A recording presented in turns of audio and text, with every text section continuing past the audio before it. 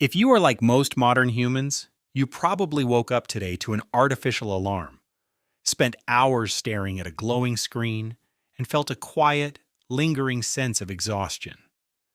We live in the most prosperous, technologically advanced era in human history, surrounded by endless comforts. Yet anxiety, depression, and loneliness are at all-time highs. It raises a radical question that scientists, historians, and anthropologists are now taking seriously. Were our ancient ancestors actually happier than us? To answer this, we have to look at how we spent 99% of our evolutionary history. Before cities, empires, and offices, we were hunter-gatherers. In the 1960s, anthropologist Marshall Solins challenged everything we thought we knew about primitive life by calling hunter-gatherers the original affluent society. He justified this with a striking discovery. Our ancestors enjoyed an abundance of leisure time. Solins noted that hunter-gatherers did not work 40-hour weeks. Modern studies of surviving hunter-gatherer groups, like the Hadza of Tanzania or the Juhwansi of the Kalahari Desert, prove that adults only spend about 3 to 5 hours a day securing food. The rest of their day is spent resting, socializing, playing games, and telling stories. Their daily work ended before lunch. This radical difference in work hours points to a fundamental biological truth. Our bodies and minds were built for movement, not stagnation. An ancient human walked an average of 6 to 9 miles every single day, navigating complex natural terrains.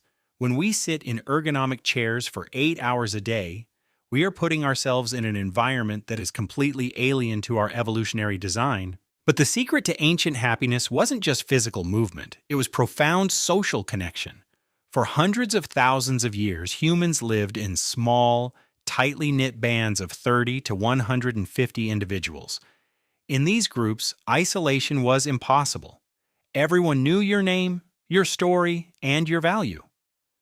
This aligns perfectly with Dunbar's number, the evolutionary cognitive limit to human relationships. In a band, survival was a team sport. Food was shared unconditionally, childcare was collective, and loneliness was virtually non-existent. Our brains evolved to treat social exclusion as a literal death sentence because in the wild, being cast out of the tribe meant you would not survive the night. Today we live in hyper-isolated apartments, but our biology still interprets this modern independence as danger. This has created what psychologists call the modern epidemic of loneliness. We are connected to billions of people online, yet we have fewer close friends than ever before. We have traded the deep, unconditional, face-to-face support of a lifetime tribe for superficial digital interactions. Our brains, which are still identical to the brains of our Ice Age ancestors, are constantly searching for a tribe that simply isn't there. This mismatch between our ancient evolutionary programming and our modern environment is known as evolutionary mismatch. Almost every major modern disease of the mind and body can be traced back to this gap. We are hunter-gatherers living in the space age. We are built to crave sugar because fruit was rare. Now, we are surrounded by unlimited cheap calories and our ancient instincts drive us toward crisis. If hunter-gatherer life was so harmonious, why did we ever leave it? The turning point came about 12,000 years ago with the agricultural revolution. Many historians, including Yuval Noah Harari, argue that this transition was actually a trap. We did not domesticate wheat. Wheat domesticated us. Agriculture forced humans to settle down, work vastly harder hours, and rely on a fragile, single-crop diet. Our bodies paid a terrible price for this lifestyle shift. Archaeological excavations of early agricultural skeletons show a sudden, dramatic spike in physical ailments. Early farmers suffered from slipped discs, arthritis, and joint wear from spending hours bending over crops. Their teeth rotted from carbohydrate-heavy diets, and their average height actually shrank compared to their tall, healthy hunter-gatherer ancestors. Furthermore, agriculture introduced something virtually unknown to hunter-gatherers: extreme social inequality. Foraging societies were fiercely egalitarian, food surplus was impossible to store, so wealth accumulation didn't exist. but grain could be stored, guarded, and taxed.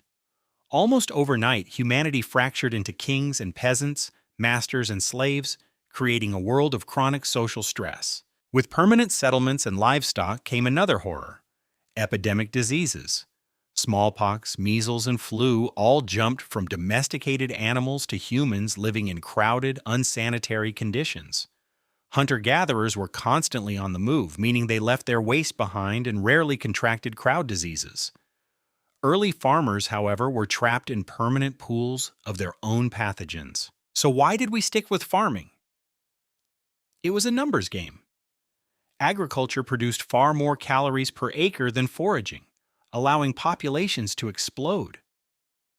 A valley that could support only 100 hunter-gatherers could now feed 10,000 farmers. Once a population grew, there was no going back.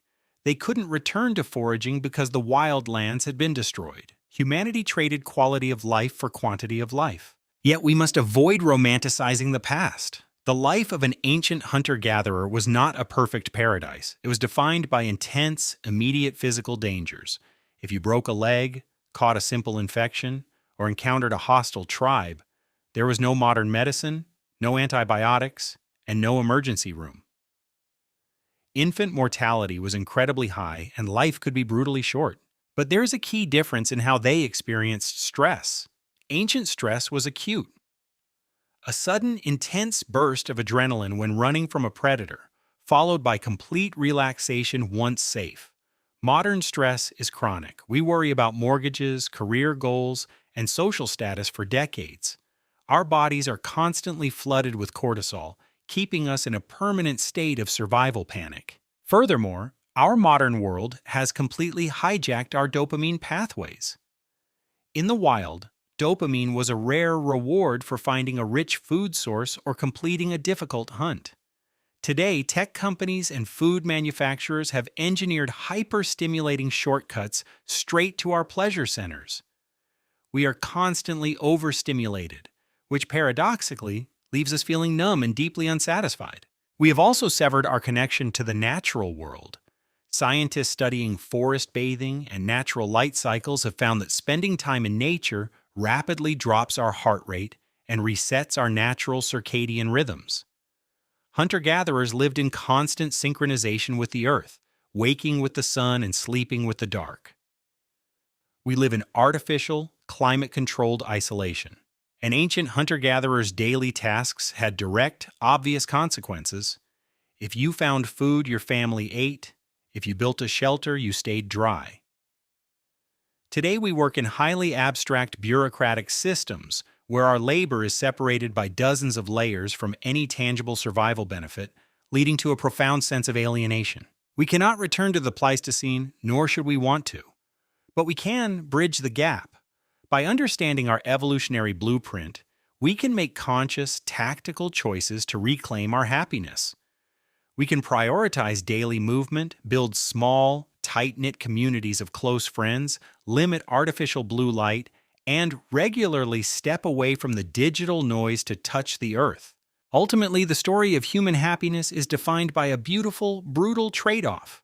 We traded the safety, medicine, and abundance of the modern world for the deep connection, physical freedom, and natural rhythm of the ancient past. The challenge of the modern age is not to choose between the two, but to use our incredible technology to build a world that finally respects our ancient biology.